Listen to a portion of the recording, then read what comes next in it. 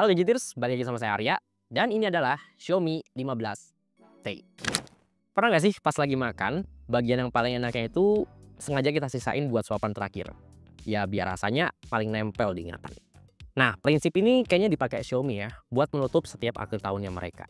Jadi setelah semua seri HP-nya keluar, mereka biasanya tuh nyiapin hidangan penutup atau dessert yang rasanya tetap legit lewat Xiaomi T-Series atau HP Xiaomi yang di belakangnya ada huruf T-nya.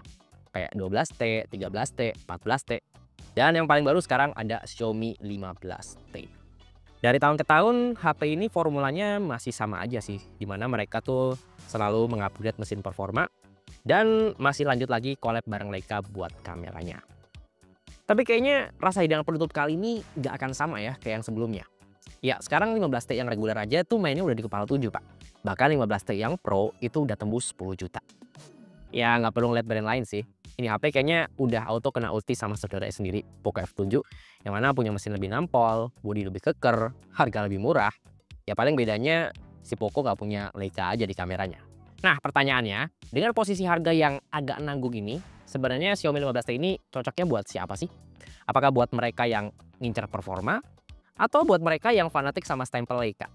Yuk kita bahas. Ya, makin ke sini nggak tahu kenapa ya, desain Xiaomi seri T ini bisa dibilang makin ke sana gitu. Padahal dulu di Xiaomi 13T desainnya lagi cakep-cakepnya tuh. Malah diganti sama Xiaomi 14T yang desain kameranya tuh udah kayak kompor patungku. Dan lucunya lagi, ini dilanjutin lagi Pak di Xiaomi 15T yang terbaru. Ya bedanya sekarang kompornya lebih ngebulet aja gitu ya, lebih oval. Saya ngelihatnya sih Xiaomi kayak pengen nyatuin bahasa desain buat HP-HP-nya ya. Dan coba perhatiin deh, HP-HP Xiaomi sekarang tuh bentukan kameranya tuh rata-rata mirip gitu ya sama kayak gini. Dan fun fact ya, bentukan oval simetris kayak gini tuh kayaknya terinspirasi sama logo Xiaomi itu sendiri gitu. Ya kalau ngomongin soal tampang ini balik sama selera masing-masing sih. Ada yang suka, ada yang nggak suka, bebas-bebas aja. Tapi kalau buat saya pribadi ya, catatan aja nih buat tampang 15T kali ini di harga yang udah semakin naik, kenapa masih pakai frame plastik? Tapi ya udahlah ya, bentukan kamera boleh be aja. Isinya, masih collab sama Leica. Jadi untuk kamera belakang ini Xiaomi 15T masih pakai formasi triple kamera full team ya. Ada kamera utama 50 megapiksel yang udah nggak pakai sensor Sony lagi, tapi pakainya Light-Motion 800. Terus ditanemin sama ultrawide 12 megapiksel dan masih ada lensa tele 2 kali optical zoom 50 megapiksel. Untuk ukuran sensor masih sama ya di 1/1,55 inch dengan bukaan f1.7. No Sony, tetap party. Karena racikan dan tuningan warna foto serain aja sama Leica yang masih sama. Oh ya, karena kebetulan masih pegang Xiaomi 14T, kemarin saya sempat juga ya ngambil foto barengan buat nunjukin sejauh apa sih bedanya antara dua HP ini. Buat foto-foto outdoor siang-siang agak susah juga sih ngebedain kalau nggak dipasang watermark.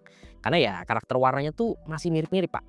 Cuma kalau diperhatiin lebih presisi lagi, emang nih tuningan warna di Xiaomi 15T ini sekarang lebih ngejar warna natural.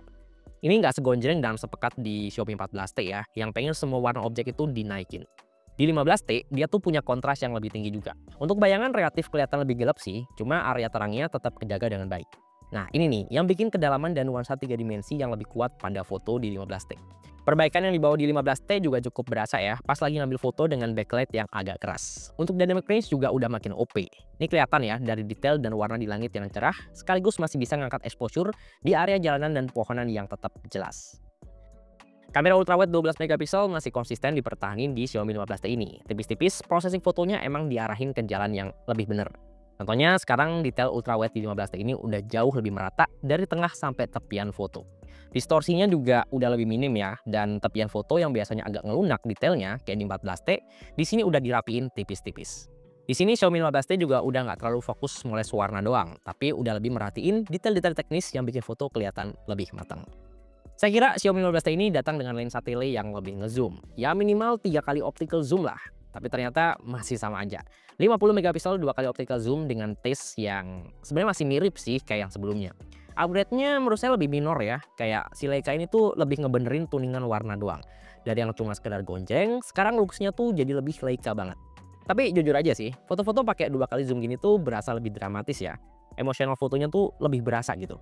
Mungkin Xiaomi kayak nggak perlu totalitas buat ngerombak lensa tele ini dengan zoom yang masih sama. Kecuali tuningan warna yang sekarang lebih ngedeketin sama warna objek aslinya.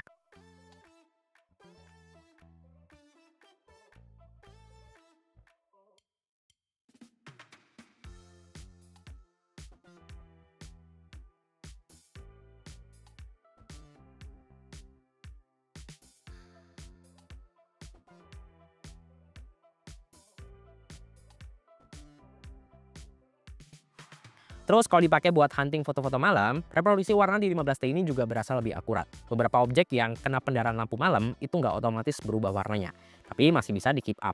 Kontrol highlightnya juga makin OP ya. Untuk flare sampai pendarahan cahayanya udah makin minimalis, jadi ya nggak ngerusak warna fotonya. Ya kalau saya ngelihat sih ini nggak cuma soal computational fotografi 15T yang lebih oke, tapi optik dan coating lensnya itu juga dibenerin buat bisa jinakin cahaya lampu malam yang terlalu keras. Kalau buat selfie, sayangnya kamera depan ini masih nggak dicawe-cawe sama Leica. Tapi tetap sih di sini masih ada perbaikan. Minimal nggak se-flat yang dulu. Skin tone jadi lebih hidup dan detail di muka sampai rambut masih bisa ditangkap lebih tajam. Jangan lupain juga bagian background. Penampakan langit masih cukup paripurna di 15T ini. Paling ya catatan aja sih. Kadang-kadang kalau kita selfie yang cepet, sistem di 15T ini tuh kayak belum bangun gitu. Dan nggak terlalu merhatiin dynamic range. Jadi ya better framing dulu buat mastiin sistemnya bener-bener ready.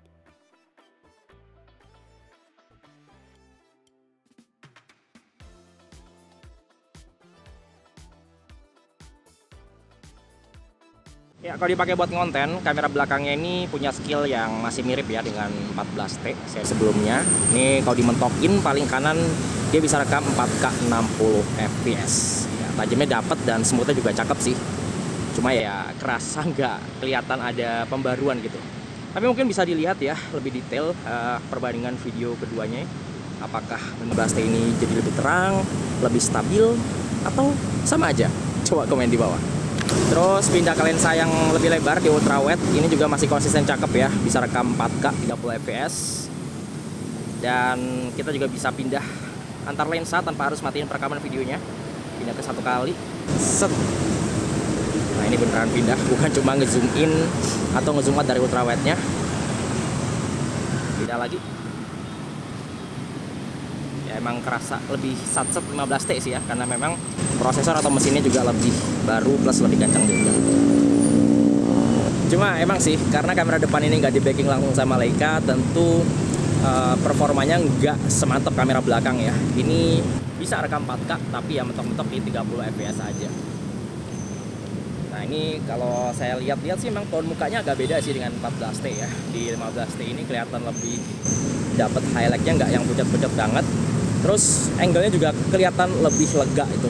Ini jarak saya ngambil tuh sama, nggak yang jauh-jauh banget, tapi di 15T ini lebih luas.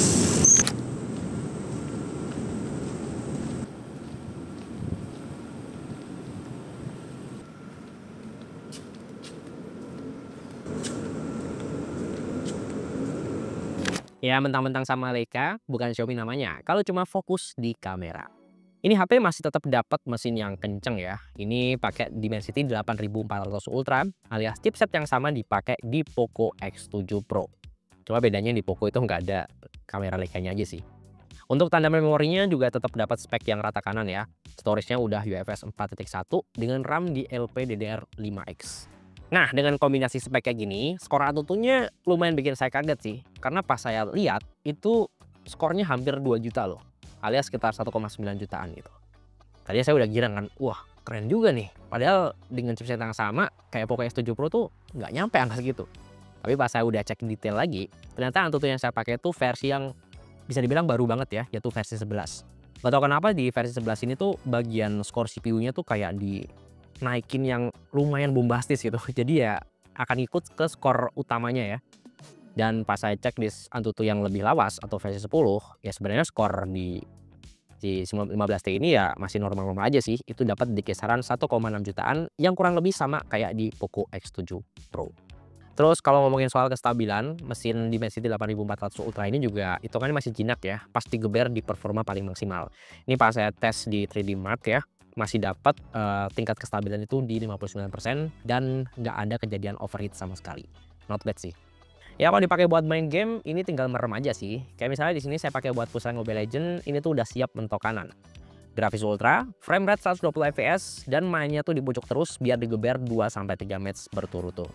Stabilnya nggak main-main sih ini. Di HP lain dengan settingan yang sama, biasanya tuh udah mulai kelojotan ya di match berikutnya. Cuma pas main PUBG Mobile, ini kayak agak di nerf ya performanya. Poco X7 Pro aja dengan chipset yang sama, dia tuh bisa dapat 120 fps. Tapi di sini kita cuma dibukain sampai 90 fps doang. Ya sebenarnya not bad sih, smoothnya tuh tetap dapat. Cuma ya kayak agak kurang gitu pakai HP Xiaomi, tapi ada settingan yang dibatasin. Main Wuthering Waves pakai settingan paling nyisa, di awal-awal juga sempat jalan stabil di 50 sampai 60 fps. Cuma kalau udah angatan dikit, nah ini nih, sistemnya bakal auto nurunin dan kayak ngunci gitu di 45 fps. Ya saran saya sih kalau pengen ngejar frame rate yang lebih tinggi dan juga stabil, opsinya antara nurunin grafis ke level medium, atau kalau pengen tetap pakai grafis yang rata kanan, mending standby pasang fan cooler aja. Karena ya kalau diademin kayak gini, performanya tuh relatif lebih stabil di pucuk.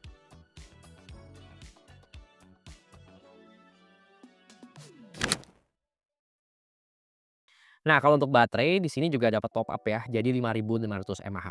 Tadinya saya nggak ngeh ya kapasitasnya naik, karena ya tongkrongan HP-nya masih gini-gini aja gitu, kayak nggak nambah signifikan.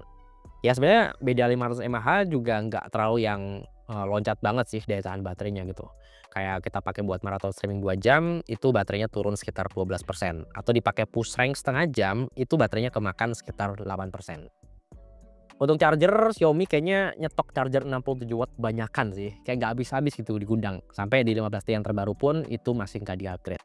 Ya sebenarnya 67 watt aja hitungannya udah cukup kenceng ya. Kayak di sini kita ngisi 5 menit itu udah dapat 12%, ngisi setengah jam dapat 71%, dan sampai benar-benar penuh juga masih di bawah 1 jam ya, tepatnya di 50 menit.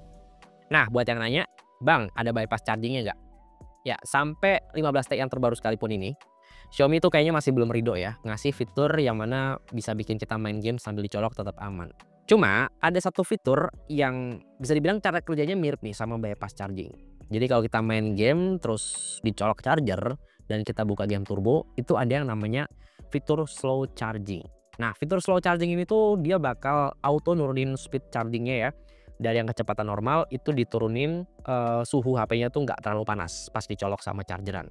Ya terpantau di sini emang turun beneran sih speed chargingnya ya. Dari yang tadinya 67 watt itu bisa turun sekitar 8 sampai 10 watt.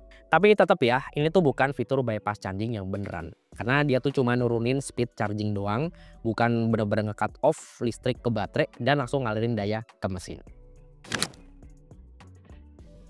Terus kalau buat pemakaian harian, Xiaomi 15T dengan HyperOS 2 di sini juga udah cukup smooth ya. Bugs HyperOS udah jarang banget saya ketemuin di HP ini.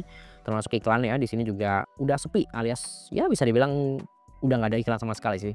Mulai dari notifikasi sampai di aplikasi bawaan saya udah nggak nemu iklan. Untuk fitur AI di sini juga dapat paket yang full team ya, mulai dari AI editor di galeri yang mana itu bisa lebih instan kalau kita pengen ngapus-ngapusin objek, ngilangin pantulan, terus ngeluasin foto, bahkan juga udah bisa ngubah background langit suka-suka. Termasuk, AI buat productivity yang bisa dibilang skill-nya udah sama kayak AI di HP-HP Xiaomi yang versi flagship.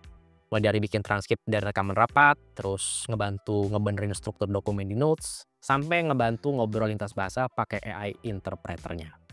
Nah, buat yang niat mau pakai HP ini untuk jangka panjang, jaminan update software-nya juga cukup menjanjikan ya. Jadi HP ini bakal kebagian upgrade itu sampai 4 kali versi Android dan 6 tahun security patch. HP ini juga masuk leads batch pertama ya, atau gelombang pertama yang bakal kebagian upgrade ke HyperOS 3.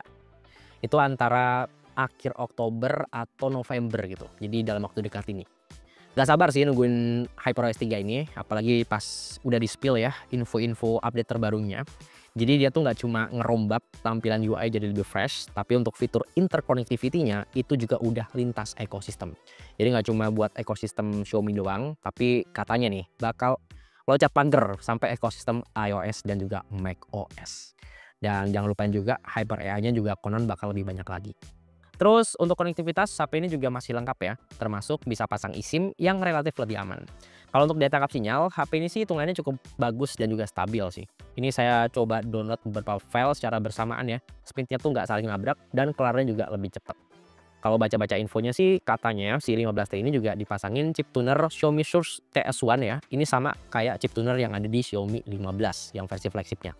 Konon chip tuner ini tuh bakal ningkatin daya tangkap sinyal di HP ini ya, mulai dari sinyal WiFi, seluler, sampai Bluetooth.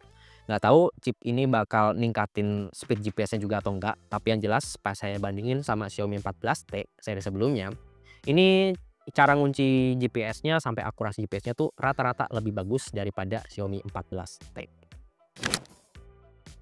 Oke, jadi kesimpulannya, Xiaomi 15T ini menurut saya lebih pas buat disebut Xiaomi 14T New Reborn. Karena ya posisi HP ini tuh sebenarnya lebih nyempurnain apa yang kurang-kurang dari seri sebelumnya. Termasuk kamera yang lebih matang, baterai yang lebih awet, plus ganti skin yang juga lebih enak dipegang. Nah, kalau ngejar performa yang mirip-mirip, kamera masih dapat polisen Leica, dan harga lebih murah, kayaknya prefer buat ngambil Xiaomi 14T yang 512 GB sekalian ya. Karena harganya tuh udah turun banyak Pak. Sekarang udah di harga 6,5 jutaan. Tapi kalau emang ngincer harus model yang terbaru ya, supaya dapat jaminan update yang juga lebih panjang, ya ngambil Xiaomi 15T itu masih jadi opsi yang cukup oke sih buat dipakai jangka panjang. Oke, terima kasih udah nonton videonya sampai selesai, dan semoga video ini bisa ngasih referensi ya, terutama buat yang masih penasaran sama Xiaomi 15T. Nah, untuk ngecek spek lengkap dan link pembelian HP ini, seperti biasa, linknya udah saya taruh di bawah. Ya, di sini yang saya Arya, dan di belakang kamera ada Tama. Sampai ketemu di video berikutnya.